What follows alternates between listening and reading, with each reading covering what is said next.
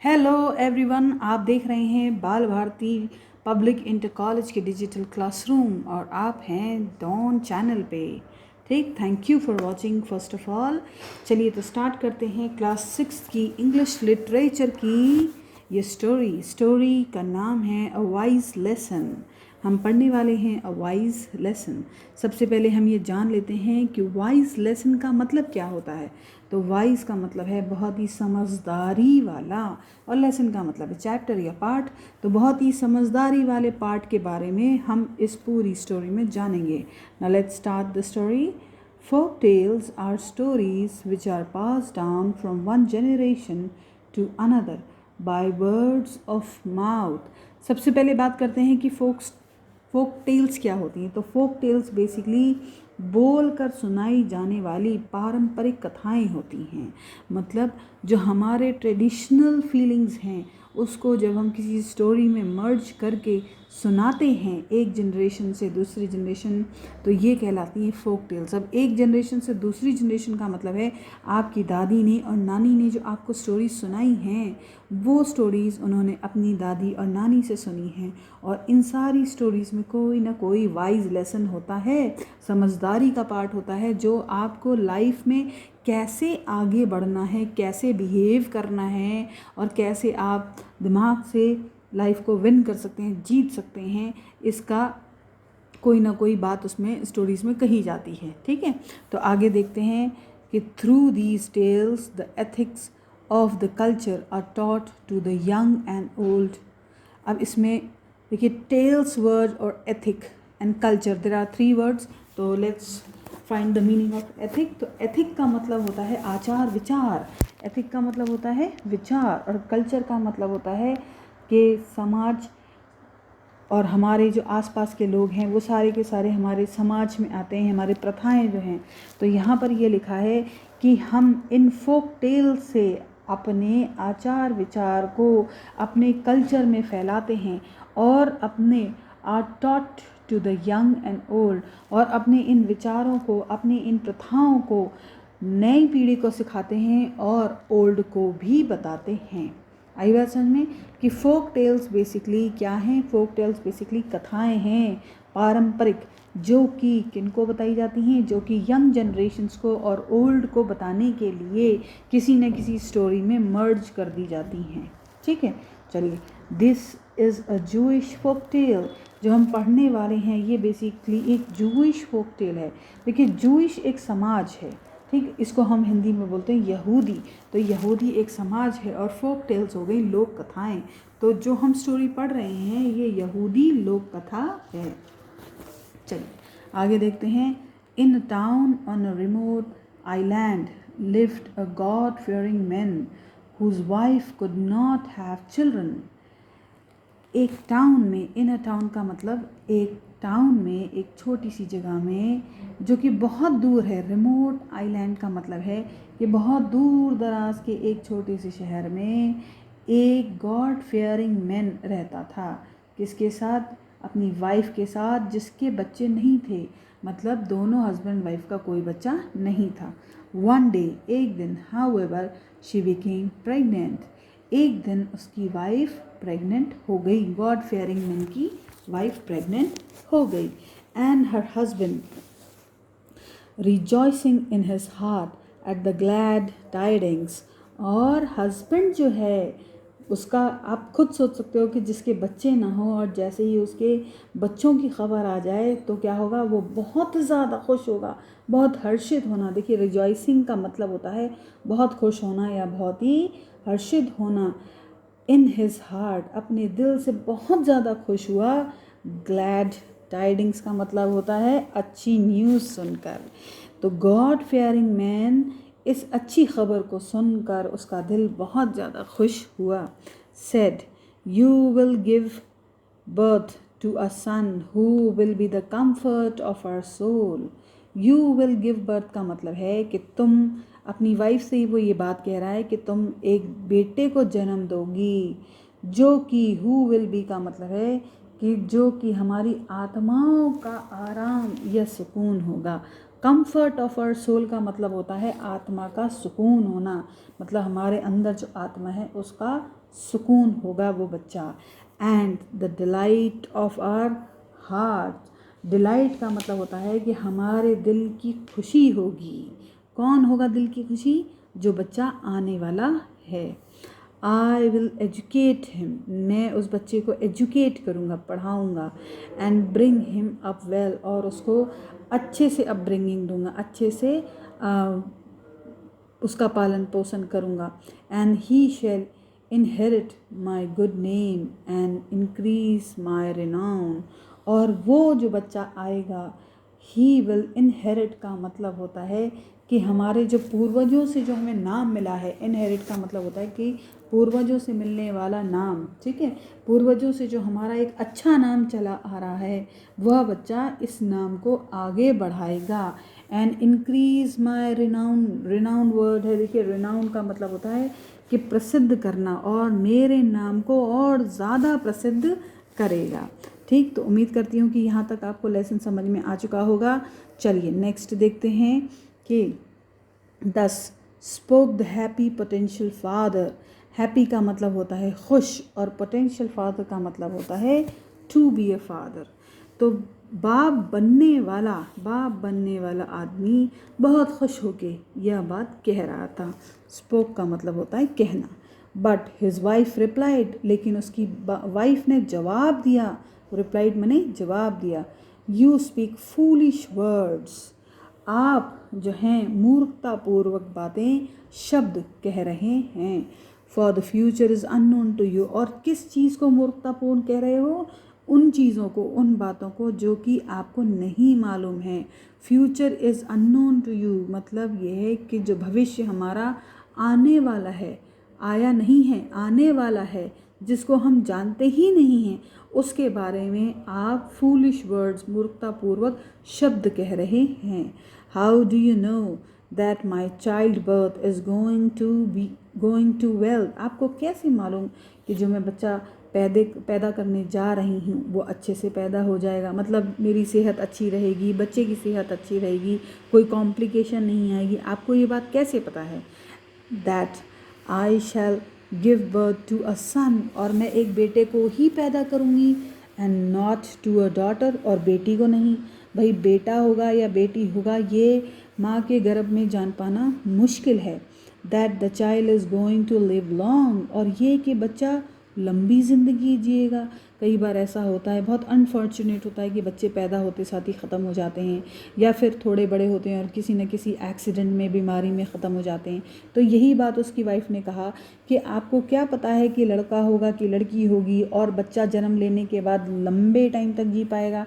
And that it is going to be robust and healthy. Robust का मतलब होता है strong. That the boy who is going to come, who is basically arriving in the world will be healthy and strong, वो बच्चा बहुत ही तंदुरुस्त होगा। ये आपको कैसे पता है? You should not have spoken such ideal words, आपको ये बेफजूल की, आइडियल का मतलब होता है जिसके कोई अर्थ ना हो, ऐसी बातें बेफजूल की नहीं करनी चाहिए। एंड बोस्टेड, बोस्टेड का मतलब होता है कि बहुत ज़्यादा घमंड करना, ठीक है, डींग हाँकना। बेसिकली बोस्टेड का मतलब होता है डींग हाँकना, ठीक है। तो आपको इस तरह की बेफजूल और डींग हाँकने वाली बातें नहीं करनी चाहिए। But left everything to God, जबकि आपको ये सब कुछ किस पे छोड़ देना चाहिए? गॉड पे, उस परमात्मा पे छोड़ देना चाहिए। हु कंट्रोल्स आवर डेस्टिनीज, जो कि हमारी डेस्टिनी को, हमारे फ्यूचर को, डेस्टिनी का अर्थ होता है, मीनिंग होती है फ्यूचर, जो कि हमारी इस फ्यूचर को कंट्रोल किए, जिसको पता है, सिर्फ उस गॉड को ही पता है कि हमारी लाइफ में आगे क्या होने वाला है। इसीलिए हमें ज़्यादा बोस्टेड का मतलब है बड़ी बड़ी बातें करना या डींग नहीं हाँकनी चाहिए। It may befall you as it once befall a certain dervish, ये आपको उसी तरीके से गिरा सकती हैं जिस तरीके से एक डर्विश को गिराया था। या ये कहिए कि एक बार जब यह ज़्यादा बड़बोलेपन वाली आदत हो जाए तो यह आपको प्रभावित करेगी, जैसे कि डर्विश को की थी। ठीक, ये बात समझ में आ गई? मैं फिर से इसको रिपीट कर रही हूँ। It may befall you as it once befall a certain dervish, मतलब ये कि जिस तरह की आप बातें कर रहे हैं, ठीक, जब यह एक आदत हो जाएगी आपकी, इस तरीके से अगर आप बोलोगे तो आपकी आदत हो जाएगी और आपको वैसे ही प्रभावित करेगी जैसे दरविश को की। अब ये दरविश वर्ड आया है, दरविश को समझ लेते हैं कि क्या होता है। तो दरविश एक तरीके से फ़कीर को कहा जाता है, ठीक। पहले ज़माने में फ़कीर हुआ करते थे, आजकल हम उन्हें भिखारी कहते हैं। लेकिन जो दरविश हैं और भिखारियों में बहुत फ़र्क होता है। दरविश का काम यह होता है कि वह गॉड की टेल सुनाते हैं, ऊपर वाले की, भगवान की टेल्स को गा गा के सुनाते हैं, ठीक है। और अच्छी बातों को कहानियों में बनाकर गा गा के सुनाते हैं, ठीक है। और साथ में वो लोगों से अपने गायकी के बदले क्या मांगते हैं, पैसा या खाना या जो भी उनको लिविंग के लिए चाहिए। चलिए आगे देखें। When her husband asked her what had happened to that dervish, she told to him the following tale. अब जब ये बात पोटेंशियल फादर ने सुनी कि दरविश के साथ कुछ हुआ था, तो पोटेंशियल फादर, या ये कहना चाहिए कि गॉड फेयरिंग मैन ने खुद पूछा कि दरविश के साथ क्या हुआ था। और किससे पूछा, अपनी वाइफ से पूछा कि ये बताओ कि गॉड फेयरिंग मैन के साथ क्या हुआ था। चलिए आगे देखते हैं। There was once a dervish in the service of king. एक बार एक दरविश था, एक दरवेश था जो किंग की सर्विस में था, मतलब किंग का काम किया करता था। The king used to give him a piece of cake and a bowl of honey daily. King उस दरविश या दरवेश की सेवा के बदले में एक केक का पीस और एक बाउल ऑफ हनी दिया करता था। किसको, दरवेश को, ठीक है। द हनी आप जानते हैं ना, हनी का मतलब होता है शहद, ठीक है। और बाउल माने एक चौड़ा सा बर्तन। तो एक चौड़े से बर्तन में हनी भर के, शहद भर के किंग जो है वो डेली दरवेश को दिया करता था और साथ में एक केक का पीस भी दिया करता था। The dervish used to eat the cake and put the honey into a jar which he always carried upon his head. Darwish क्या करता था कि दरविश केक को खा लिया करता था और हनी को एक जार में भर लिया करता था, जिसे वो हमेशा ही, ऑलवेज का मतलब है कि हमेशा अपने हेड पे, अपने सर पे कैरी किया करता था। जब वो एक जगह से दूसरी जगह जा रहा हो दरवेश, तो जार को अपने सर पे रख लिया करता था। Honey however in those days were very expensive. Honey का मतलब है शहद, उस टाइम पर, उन दिनों में वेरी एक्सपेंसिव का मतलब है बहुत ज़्यादा महंगी हुआ करती थी। वन डे द दरवेश notice that his jar was nearly full. एक दिन दरवेश ने ये नोटिस किया कि उसका जार भरने ही वाला है। Thought of the high price his honey would fetch in the market. अब दरवेश ने अपने हनी के दाम के बारे में सोचना शुरू किया कि मैं उसे किस दाम पर बेचूंगा। फेच का मतलब यही होता है कि एक दाम का अंदाज़ लगाना, ठीक है, दाम पर बिकना, कि मैं उसे किस दाम पे बेचूंगा, मैं उसे बहुत ज़्यादा हाई प्राइस में बेचूंगा, ठीक है। I am going to sell my honey for a piece of gold. मैं हनी को, अपनी पूरे शहद को एक गोल्ड के पीस के बदले में बेचूंगा। एंड बाय 10 शीप्स, और 10 शीप्स खरीदूंगा। शीप्स जानते हैं आप, भेड़। तो मैं हनी को गोल्ड के बदले में खरीदूंगा और जिससे क्या खरीदूंगा, 10 भेड़ें खरीदूंगा। All of which is going to give birth to lambs. और शीप क्या पैदा करेंगी, बर्थ का मतलब है पैदा करेंगी लैम्स को। So that in the course of 1 year I am going to have 20 sheeps. एक साल, कोर्स ऑफ 1 year का मतलब है कि पूरे एक साल के बाद क्या हो जाएगा, 20 शीप्स हो जाएंगी। किसके पास, दरवेश के पास। मतलब कि पहले दरवेश ने सोचा कि मैं हनी को बेचूंगा, उसके बदले में मुझे गोल्ड मिलेगा, गोल्ड से मैं 10 शीप्स खरीदूंगा और 10 शीप्स जो हैं वो एक साल में बच्चे देंगी, लैम्स देंगी, और मेरे पास एक साल के बाद कितनी, पूरी की पूरी 20 शीप्स हो जाएंगी।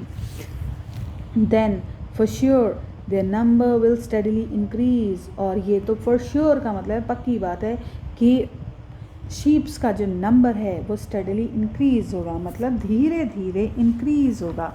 एंड इन 4 years, और 4 साल में, I shall then be the owner of 400 sheeps, और 4 साल में लगभग मेरे पास, ओनर का मतलब है मालिक, मैं मालिक बन जाऊंगा कितनी शीप्स का, 400। 400 का मतलब है 400 शीप्स का मालिक बन जाऊंगा 4 साल में। I shall then buy a cow and an ox, उसके बाद मैं एक गाय खरीदूंगा और एक ऑक्स मतलब बैल भी खरीदूंगा।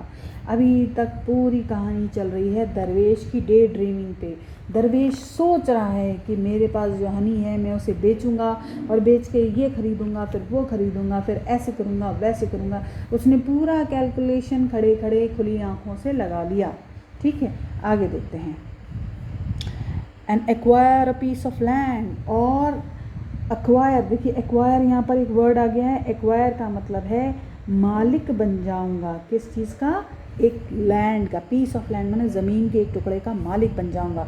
माई cow will give birth to calf, मेरी जो गाय हैं वो किसको जन्म देंगी, वो देंगी काफ्स को। ठीक। एंड ऑक्स, जिसको बछड़े कहते हैं ना, उनको जन्म देंगे। And ox will be useful to me in ploughing my land, और जो बैल हैं वो खेती करने में, प्लॉइंग का मतलब होता है खेत जोतने में मेरी मदद करेंगे।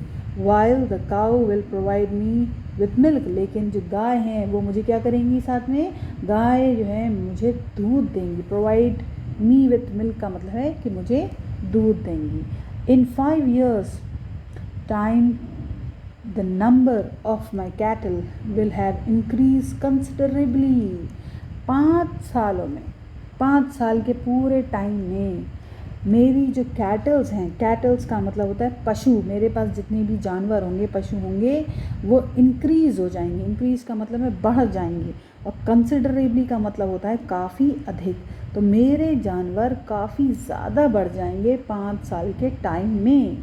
And I shall be the possessor of great wealth, possessor great wealth, और मैं, possessor का मतलब होता है ओनर, मालिक, मैं मालिक बन जाऊंगा। ग्रेट वेल्थ का मतलब होता है कि बहुत बढ़िया धन का, बहुत बेहतरीन तरह के पैसे का, धन का मैं मालिक बन जाऊंगा।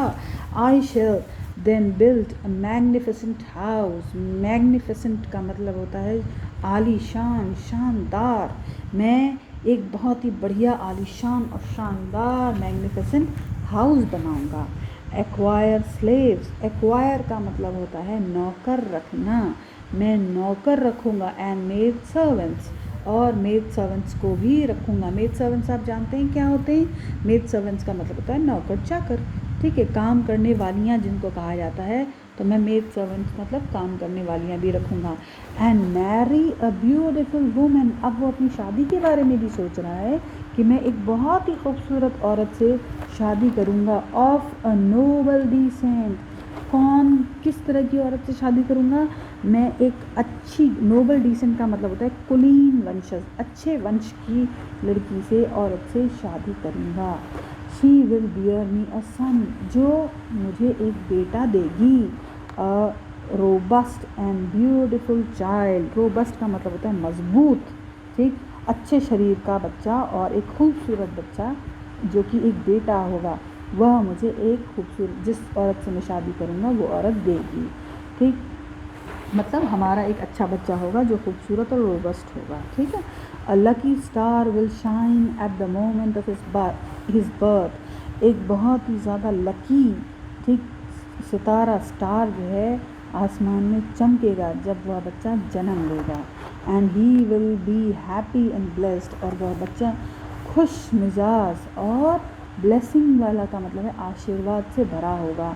And bring honour to my name after my death, और मेरे मरने के बाद वो मेरे नाम को और ज़्यादा बढ़ाएगा। ठीक है। Should he however refuse to obey me, लेकिन कभी अगर वो मेरी बात नहीं मानेगा, I will beat him with this stick, मैं उसे इसी छड़ी से मारूंगा। मतलब कि दरवेश पूरी कहानी सोच रहा है कि उसने शादी भी कर ली, उसके पास पैसे आए, उसने घर बनाया, शादी की, उसका बच्चा हो गया जो बहुत ही खूबसूरत है, हेल्दी है, और उसके बच्चे होने के टाइम पे आसमान में सितारे चमक रहे हैं और वो हमेशा मेरा नाम आगे बढ़ाएगा, रोशन करेगा। लेकिन अगर कभी वो मेरी बात नहीं मानेगा तो मैं उसे इसी छड़ी से मारूंगा। और वो छड़ी दरवेश के हाथ में थी उस वक्त, ठीक है। And the Darwish was so caught up in his day dream that he raised his stick. अब दरवेश अपने ख्वाबों में इतना गुम था उस वक्त, इतना ज़्यादा गुम था उस वक्त। डे ड्रीम का मतलब है कि दिन के देखे जाने वाले ख्वाब, जो कि हम दिन में देखते हैं। नाइट ड्रीम्स अलग होते हैं, वो हम रात में देखते हैं। और डे ड्रीम्स का मतलब है कि खुली आंखों से आप जाग रहे हैं और जागते जागते आपका दिल दिमाग किसी और दुनिया में और ज़्यादा ख्यालों का पुलाव बनाया जा रहा है। तो यही है डे ड्रीम्स। इसी तरीके से दरवेश भी सोचता जा रहा था और एक के बाद एक अपनी कहानी को आगे बढ़ाया जा रहा था। अब बढ़ाते बढ़ाते उसे ये याद ही नहीं रहा that he raised his stick, के दरवेश ने अपनी स्टिक को यूं आगे की तरफ उठाया, विच हिट द जार, जिसने क्या किया, स्टिक जैसे ही आगे बढ़ी, स्टिक ने जाकर जार को टक्कर मारी, ठीक है। एंड ब्रोक इट, और तोड़ दिया। किसे? जार को।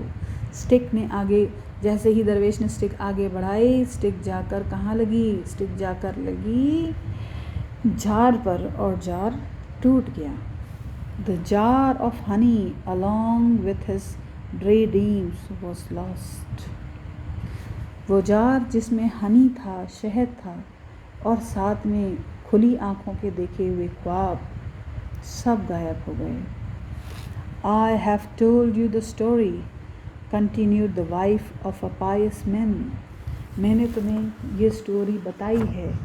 ये बात पायस मैन की वाइफ ने कही। पायस मैन क्या होता है? पायस का होता है बहुत ही ज़्यादा रिलीजियस मैन, श्रद्धालु, जिसे अपने धर्म पर बहुत ज़्यादा विश्वास हो। उस आदमी की बीवी ने ये स्टोरी बताई अपने हस्बैंड को, just to give you a lesson. सिर्फ किस लिए बताई? कि वह एक सीख सिखाना चाहती थी, एक पाठ पढ़ाना चाहती थी अपने हस्बैंड को, that it is not wise to speak of things that are uncertain. हमेशा उन बातों को बोलना समझदारी नहीं है जो अनसर्टेन है। अनसर्टेन का मतलब अनिश्चित, जिसके बारे में आपको पता ही नहीं है कि ऐसा ही होगा। तो जब हमें फ्यूचर का पता ही नहीं है तो हमें उनके बारे में बहुत बढ़ा चढ़ा के नहीं बोलना चाहिए। Remember the words of King Solomon who said, do not boast yourself, for you do not know what will happen to you next. मतलब वाइफ ने कहा कि किंग सोलोमन ने जो वर्ड्स कहे हैं उन्हें याद करिए कि do not boast your self. Boast का मतलब होता है डींग, तो ज़्यादा डींग नहीं बोलनी चाहिए, बढ़ा चढ़ा कर नहीं बोलना चाहिए अपनी किसी भी बात को, क्योंकि आप नहीं जानते कि फ्यूचर में क्या होने वाला है। ठीक, मतलब जब कोई चीज़ आपके साथ हो जाए उस वक्त तो आप किसी बात को अच्छे से बता सकते हैं, लेकिन जो अभी आपके सामने आया ही नहीं है उसके बारे में ज़्यादा बढ़ा चढ़ा कर आपको बात नहीं करनी चाहिए। Okay, thank you children for watching this lesson, and please subscribe if you like the channel, and like and share to your friends. Bye children, see you in the next video.